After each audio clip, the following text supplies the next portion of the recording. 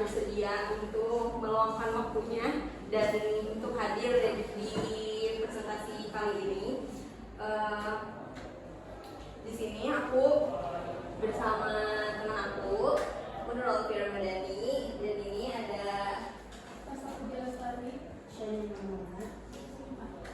Oke, sebelumnya aku mau membahas tentang perkembangan sosio-emosional pada masa dewasa akhir. Jadi ini pembahasan terakhir ya.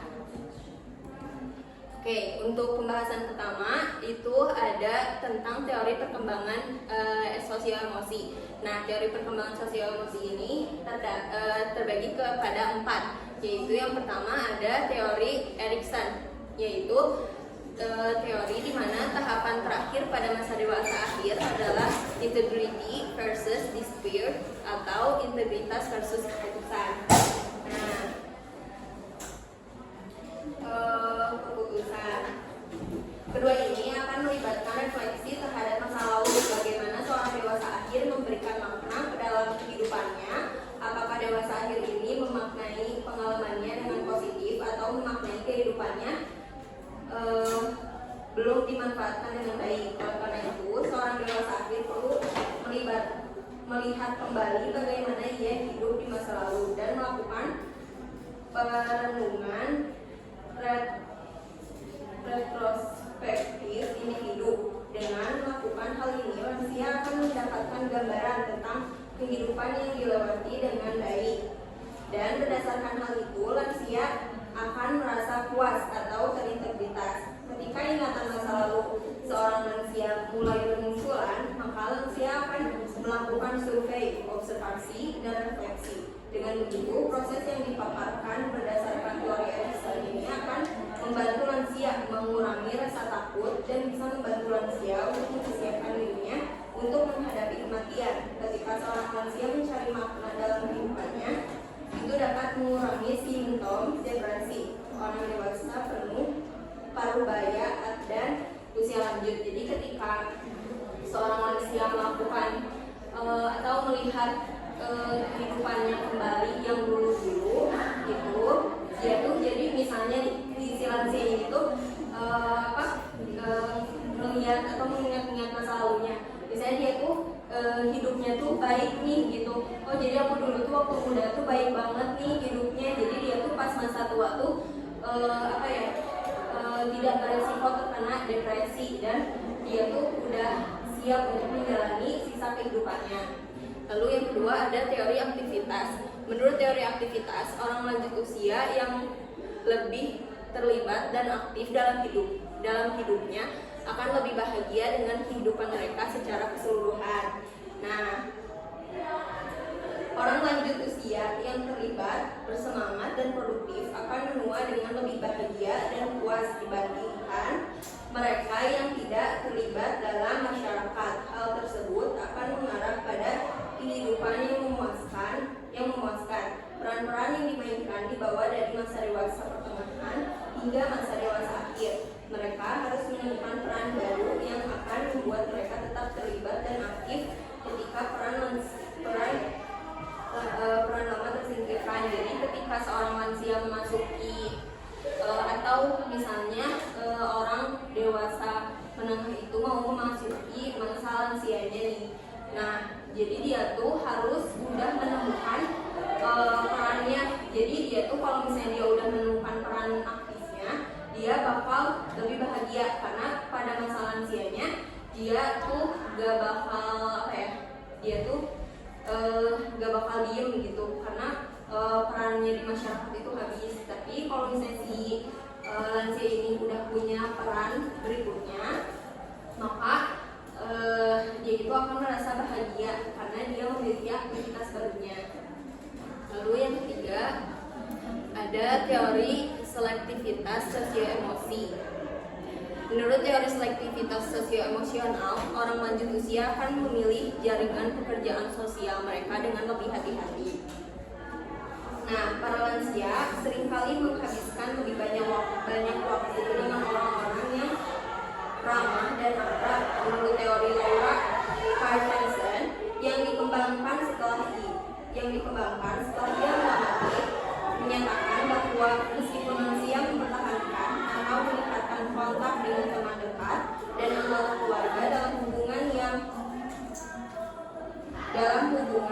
menyenangkan, mereka dengan sengaja menarik diri dari interaksi sosial dengan orang-orang di sekitar mereka. Mengurangi interaksi sosial secara selektif dapat meminimalkan resiko emosional dan memaksimalkan pengalaman emosional positif seiring bertambahnya usia. Jadi kalau misalnya kita lansia itu lebih sering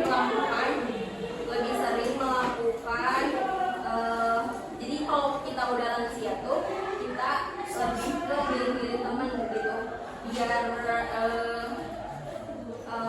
biar kondisi psikisnya itu tetap terjaga, dan lansia juga lebih sering berinteraksi dengan orang-orang yang ramah daripada orang yang jutek. Kalau misalnya lansia interaksi sama yang jutek kan kadang kitanya juga jadi gimana ya gitu.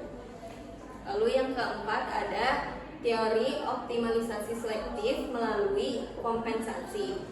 Teori optimasi selektif dengan kompensasi menyatakan bahwa sejumlah faktor termasuk seleksi, optimasi, dan kompensasi berhubungan dengan kesuksesan di usia tua. Teori ini menjelaskan bagaimana seorang individu dapat menghasilkan sumber daya baru dan secara efisien menugaskannya pada tugas-tugas yang ingin mereka kuasai. Nah, teori ini menjelaskan bagaimana seorang individu dapat menghasilkan sumber daya baru dan secara efisien menugaskan pada tugas-tugas yang ingin mereka kuasai. Gagasan di balik seleksi adalah bahwa kapasitas orang lanjut usia telah berkurang dan mereka tidak lagi dapat berfungsi, yang menyebabkan kinerja mereka lebih buruk dalam berbagai bidang kehidupan. Optimalisasi mengacu pada kemampuan lansia untuk terus berlatih dan memanfaatkan teknologi baru untuk mempertahankan kinerja di berbagai bidang. Nah, riwayat hidup, minat, nilai-nilai kesehatan, kemampuan, dan sumber daya seorang individu semuanya mempengaruhi jenis seleksi, optimasi, dan kompensasi yang digunakan. Jadi semua ini bisa berkaitan dengan kemampuan seorang lansia. Untuk materi selanjutnya akan dijelaskan oleh selanjutnya ada kepribadian, diri, dan masyarakat. Yang pertama ada kepribadian. Lansia yang menunjukkan emosi lebih bahagia, lebih ceria, dan optimis terhadap kehidupan, cenderung hidup lebih lama. Ciri-ciri kepribadian seperti hati-hatian, ekstraversi, dan keterbukaan terhadap pengalaman baru dikaitkan dengan peningkatan kepribadian pada lansia. Jadi, emosi negatif cenderung meningkat seiring dengan usia. Namun emosi tersebut juga cenderung tetap stabil lalu perlahan menurun. Kepribadian yang lebih positif akan lebih mungkin untuk mempertahankan kekuatan hidup pada masa lansia. Sementara yang berkepribadian negatif cenderung tidak menjadi kurang negatif atau lebih positif. Maksudnya itu stabil dengan kondisi lebihnya tersebut. Ada beberapa kepribadian pada masa lansia, yaitu yang pertama sering lalai dalam berbagai hal yang diakibatkan oleh menurunnya daya ingat. Yang kedua bersikeras atau merasa dirinya paling benar karena pengalamannya itu lebih luas. Yang ketiga mudah tersinggung karena salah paham terhadap bahasa yang digunakan remaja masa kini. Yang keempat berhati-hati, dan yang kelima banyak bicara dan yakin dirinya itu selalu benar. Yang kedua ada diri dan masyarakat. Eksplorasi tentang diri berfokus pada perubahan dalam penghargaan diri, possible self, penerimaan diri, dan kendali diri. Penghargaan diri ini meningkat di usia 50 sampai 60-an, kemudian turun di usia 70 sampai 80-an. Jadi adanya kemunduran kesehatan fisik dan sikap negatif dari masyarakat terhadap lansia.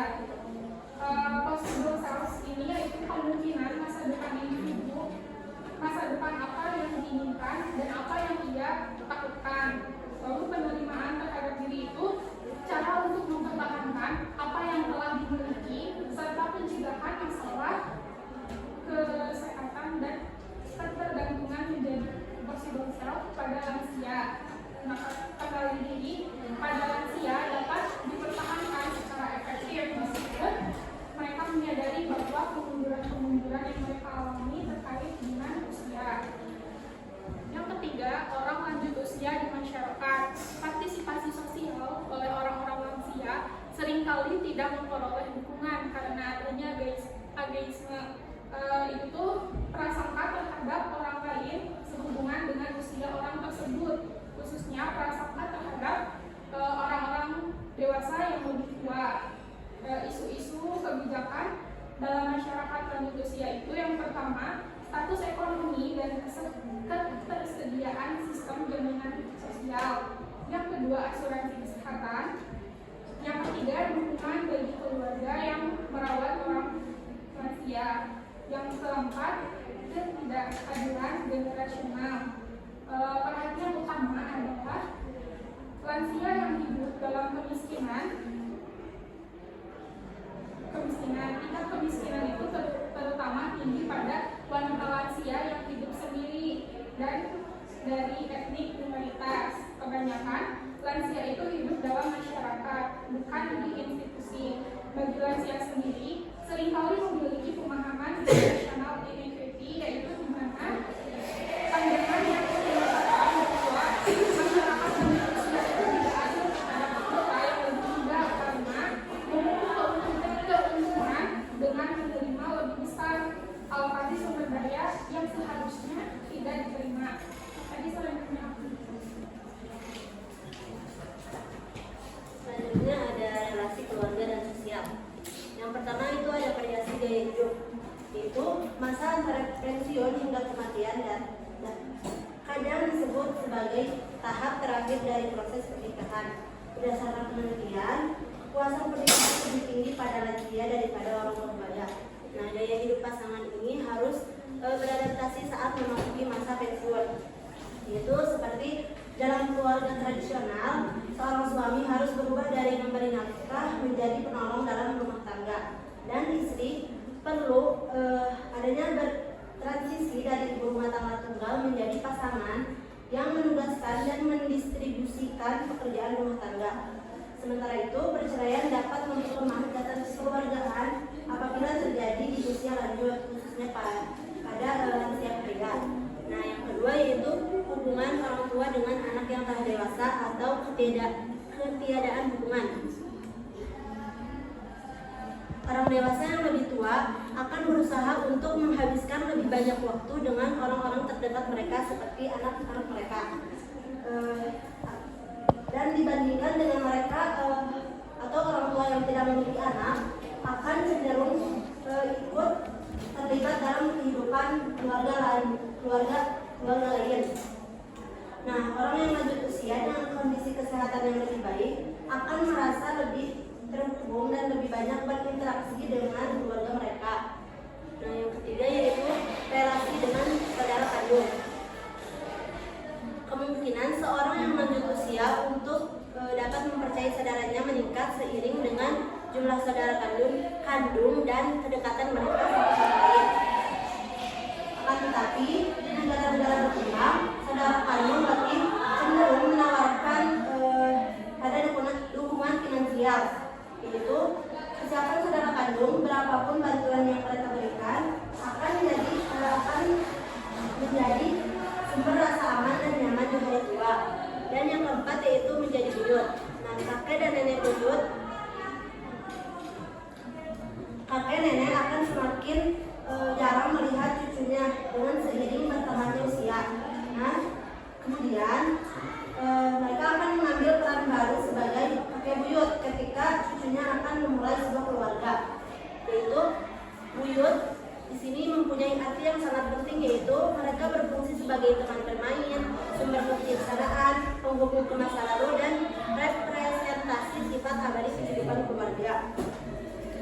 Atau mereka akan menjalankan fungsi generasi utama, yaitu berinvestasi pada kehidupan generasi berikutnya untuk mengekspresikan keinginan manusia untuk melampaui kematian. Nah, yang kelima yaitu persahabatan. Persahabatan di antara orang lanjut usia cenderung lebih stabil daripada dinamis. Bahwa orang dewasa yang lebih tua akan merasakan perasaan yang lebih bahagia dan lebih intens terhadap teman lama mereka. Yaitu dalam memprediksi umur panjang dan kesehatan mental, persahabatan lebih penting daripada ikatan keluarga. Karena keluarga lebih banyak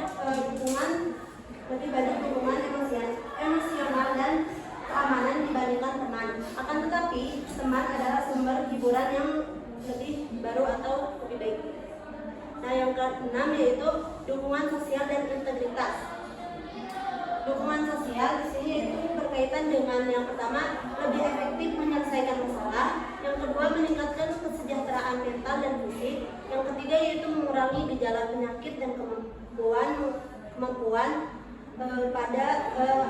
mengatasi kematian sendiri. Nah, yang keempat yaitu mengurangi kemungkinan warga lanjut usia akan tinggal di institusi. Maksudnya yaitu seperti orang tua tidak lagi mengikuti organisasi-organisasi yang ada di masyarakat. Yang kelima yaitu prevalensi depresi yang minimal, yaitu pada penyakit jantung pada orang lanjut usia akan dikaitkan dengan rendahnya integrasi sosial, yaitu dengan harapan hidup yang lebih panjang di jejaring sosial khususnya bagi laki-laki. Dan bagi lansia, kesepian dan isolasi sosial menimbulkan resiko kesehatan yang serius. Nah, pada orang dewasa atau orang dewasa parubaya dan lebih tua, kesepian dapat menyebabkan peningkatan tekanan darah 4 tahun ke depan. Nah, yang terakhir yaitu altruisme dan menjadi sukarelawan, yaitu umur panjang berkorelasi dengan altruisme, yakni membantu orang lain agar dapat orang lain menurunkan hormon stres, yaitu pada seperti meningkatkan sistem kekebalan tubuh dan kesehatan jantung, meningkatkan kepuasan hidup, menurunkan kecemasan dan depresi, meningkatkan kesehatan fisik, dan meningkatkan pengaruh positif sekaligus menurunkan kecemasan. Materi selanjutnya akan disampaikan.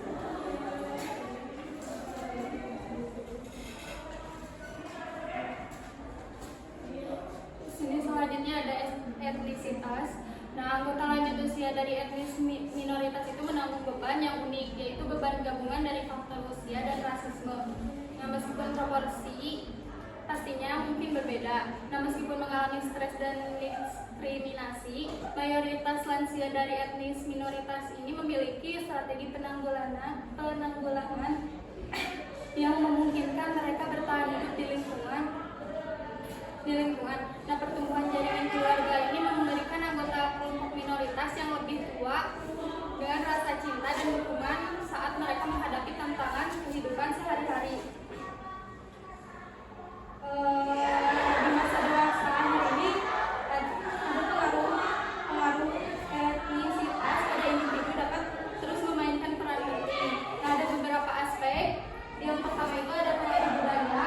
Nah, etnisitas ini seringkali terkait erat dengan warisan budaya.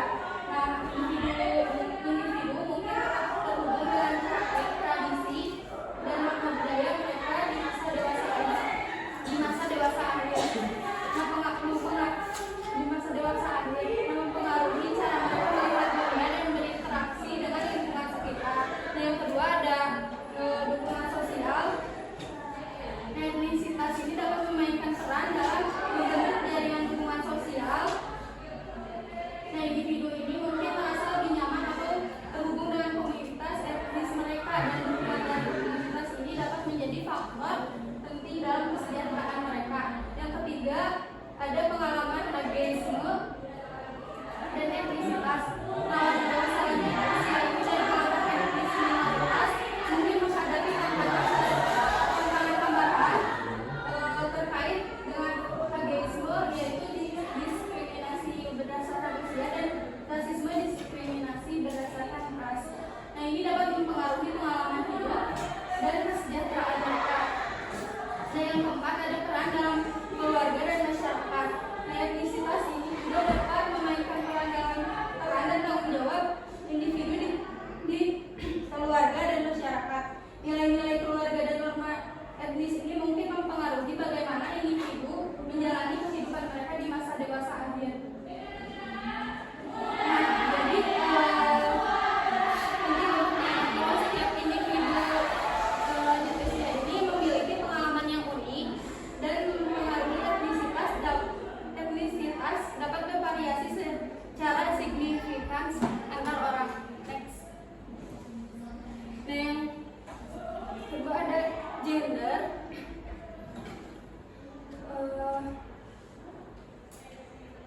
Menurut beberapa ahli perkembangan, ketika seseorang mendekati masa dewasa akhir, maskulinitas, laki-laki dan perempuan menurun. Nah, penelitian ini menunjukkan bahwa laki-laki yang lebih tua berkembang menjadi peran yang lebih mengasuh, sensitif, dan feminim.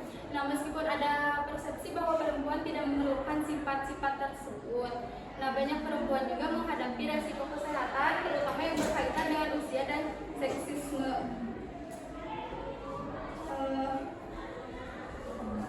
Kita tidak hanya harus mengakui dampak negatif dari ageisme dan seksisme ini, namun kita juga perlu memberikan perhatian khusus kepada anggota manusia dari etnis minoritas ini.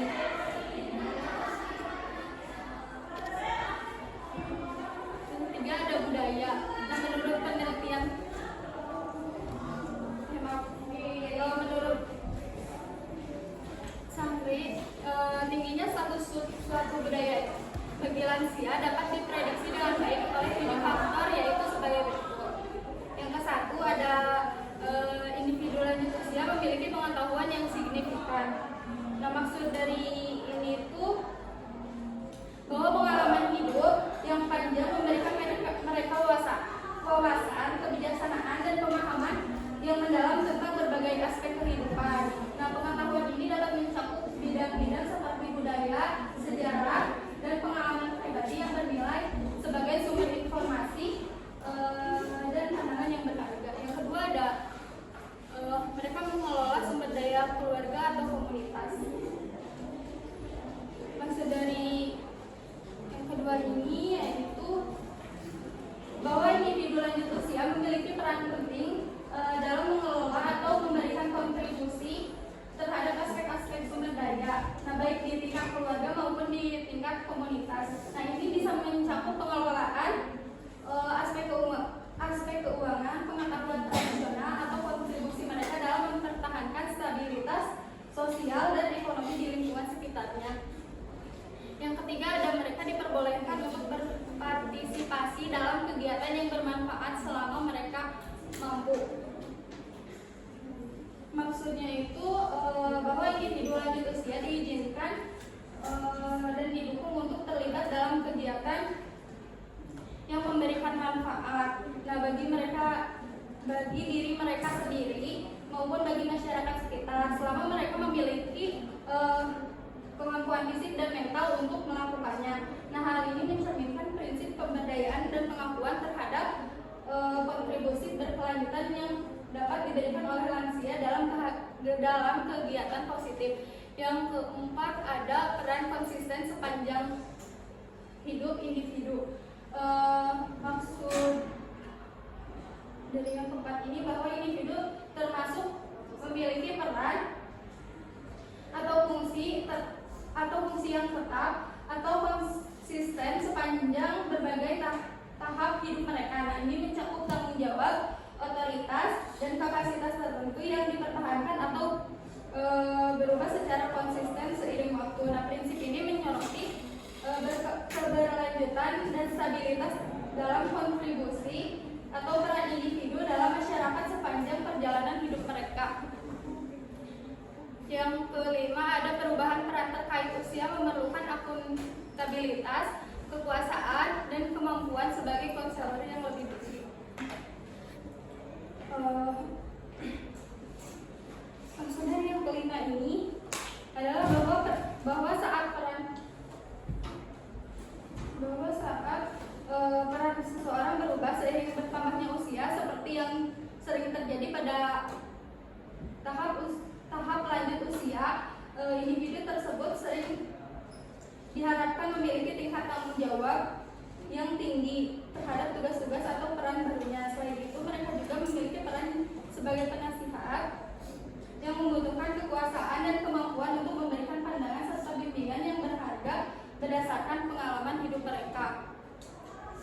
Selanjutnya ada salah satu jenis struktur keluarga yang sering diamati di suatu budaya dan warga lanjut usia, termasuk dalam keluarga besar.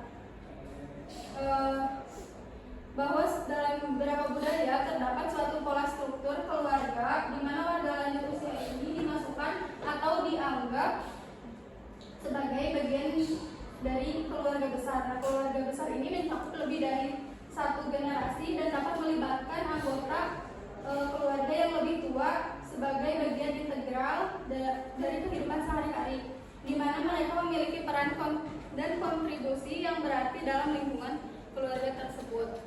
Yang terakhir ada budaya kolektivis, cenderung lebih menghargai orang lanjut usia seperti di Jepang dan di Tiongkok, tapi berbeda dengan masyarakat individualis seperti di Amerika Serikat.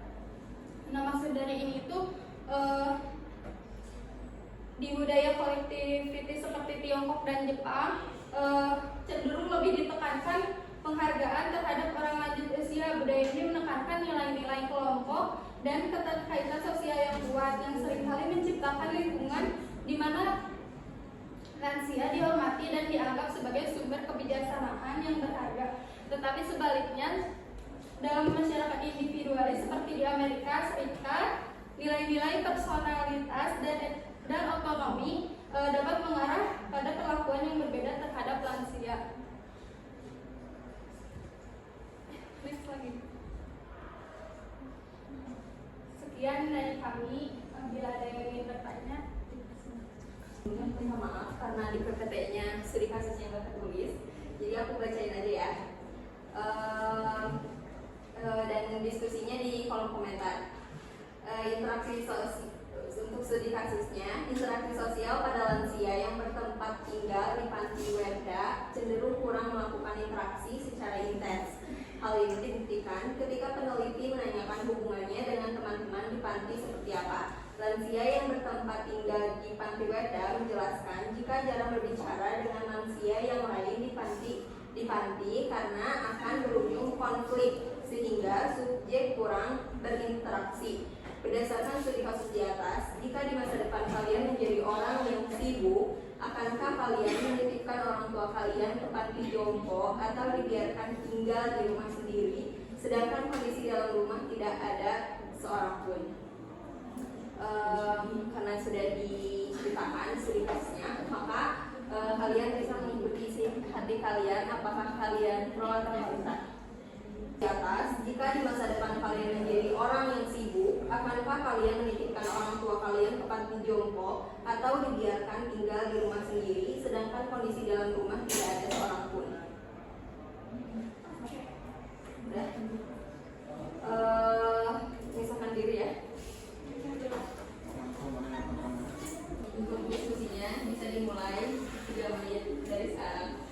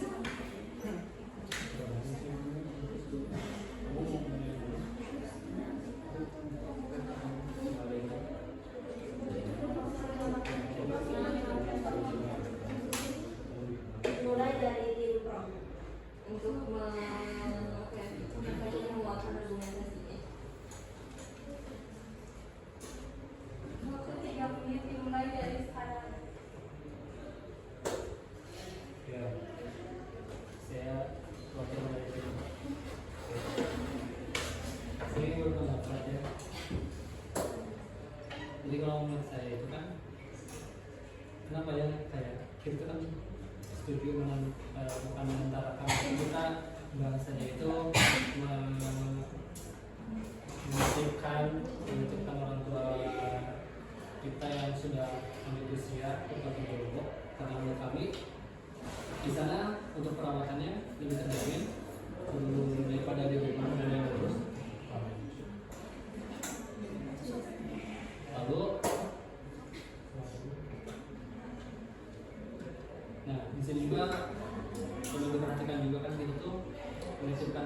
bisa melentangkan gitu kan misalnya. Jadi kita menitipkan dan tentunya kita juga ada satu waktu kita juga bisa menjaga mereka ya. Lalu kita juga bisa tentunya kan dan juga kata dari kasus juga ada kayak di tempat ini tuh kan lingkungannya gak baik gitu. Tapi kan kita tuh bukan artinya semua tempat kebaikan. Kita bisa memilah diri kantor itu yang akan ditinggali sama si orang tua kita itu.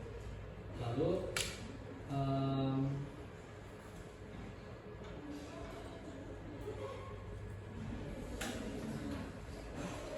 aku nambahin, jadi kita masukin orang tua ke panti jompo tuh nggak semena-mena pakai apa ya keputusan kita, tapi kita mungkin dulu sama keluarganya, kita kasih tahu benefitnya gimana, kita kasih tahu alasan keluarnya kenapa gitu.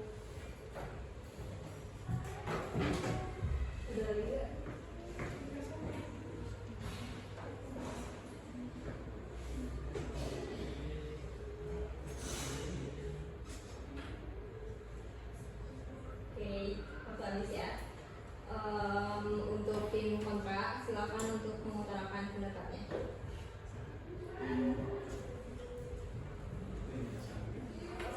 Bismillahirrahmanirrahim.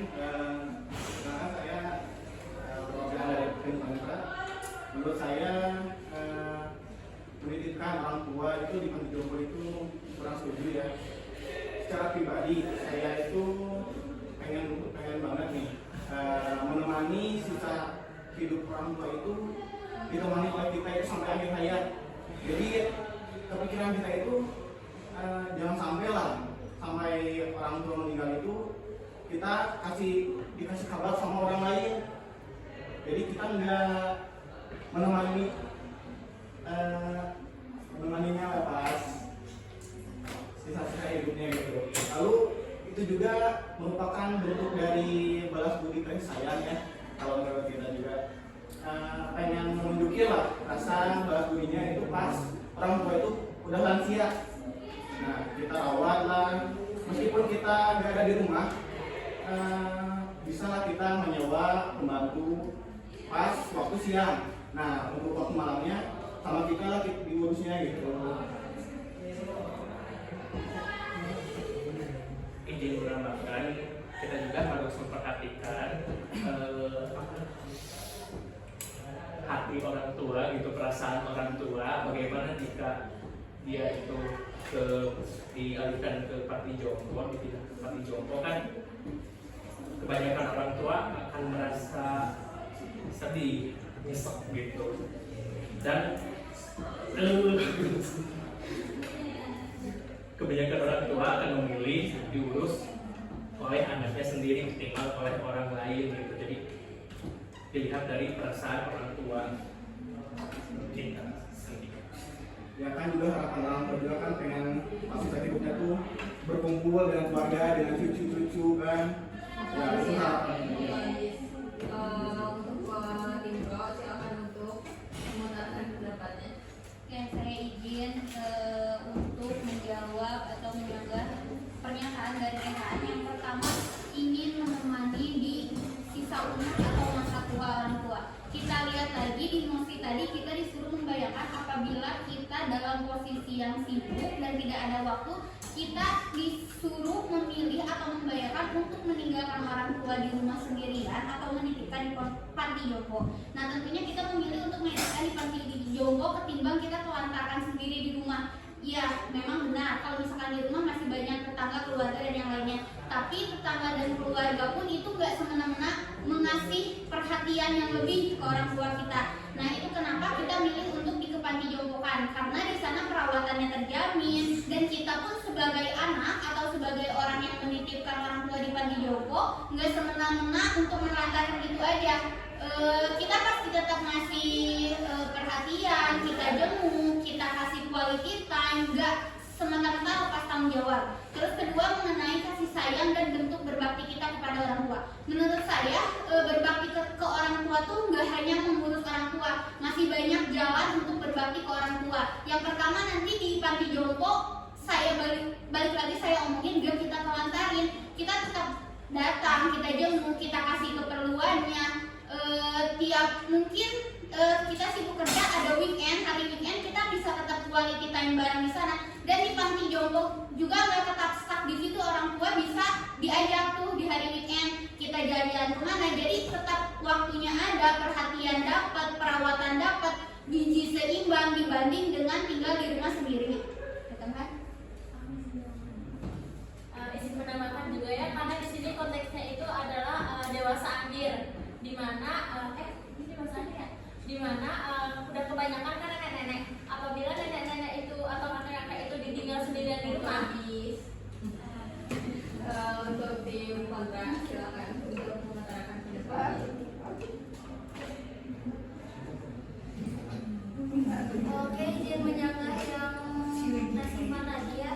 Kan di sini tadi Nasifah bilang kalau misalnya posisi subuh terus juga sesuai emosi tadi juga kan seandainya kita bisa membayangkan. Tapi pernah nggak sih kalau misalnya hal itu tuh harus benar-benar dibicarakan sama orang tuanya? Kan kalau misalnya untuk mencapai tujuan yang baik itu kan harus diobrolkan gitu. Kalau misalnya kekeh gitu kita yang harus nuruh orang tua kita yang ke panti jompo, yang ada mereka dapat perawatan juga malah stres gitu karena mereka merasa diasingkan gitu. Nah, kenapa di sini aku bilang kayak gitu karena kalau misalnya hal sesuatu yang baik itu lebih baiknya didiskusikan dulu. Nah, kalau misalnya ada nggak sih solusi kalau misalnya si orang tuanya nggak mau tuh pengen di rumah, apakah harus tetap ke panti jompo gitu? Soalnya kan kalau misalnya kita tetap di panti jompo ya otomatis kan bakal kepikiran, stres gitu.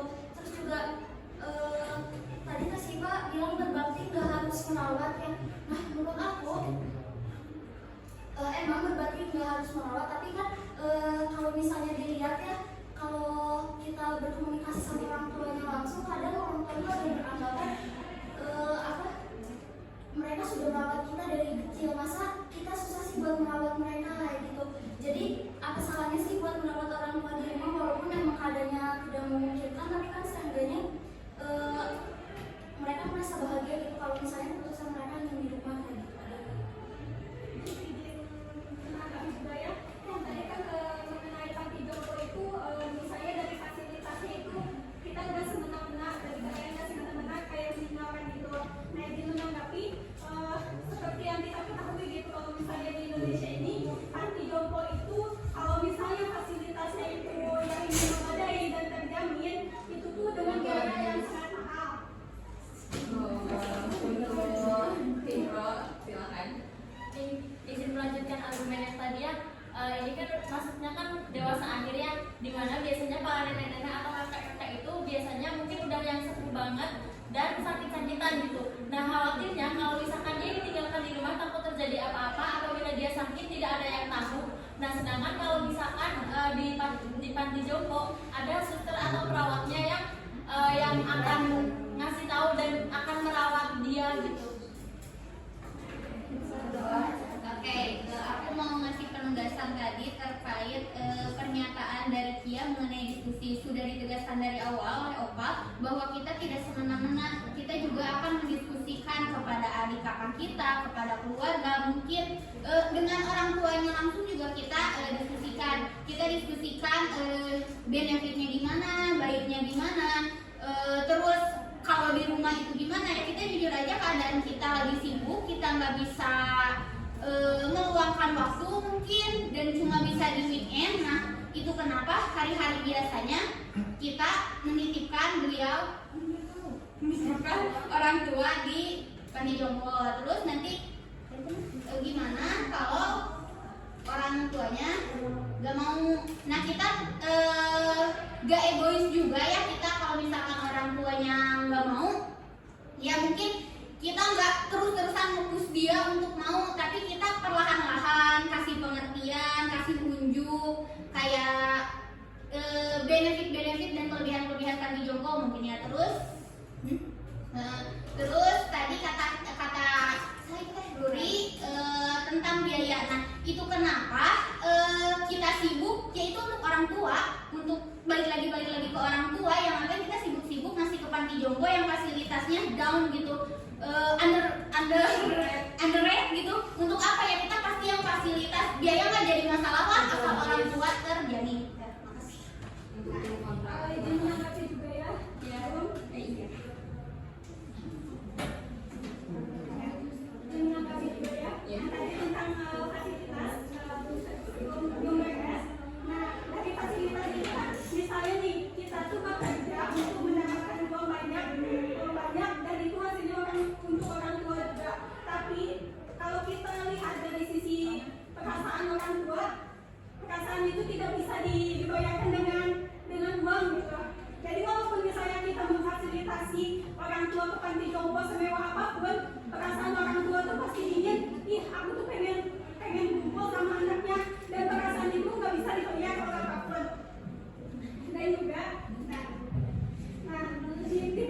tua juga, walaupun misalnya di panti jomponya itu diurus oleh suster yang perawatnya.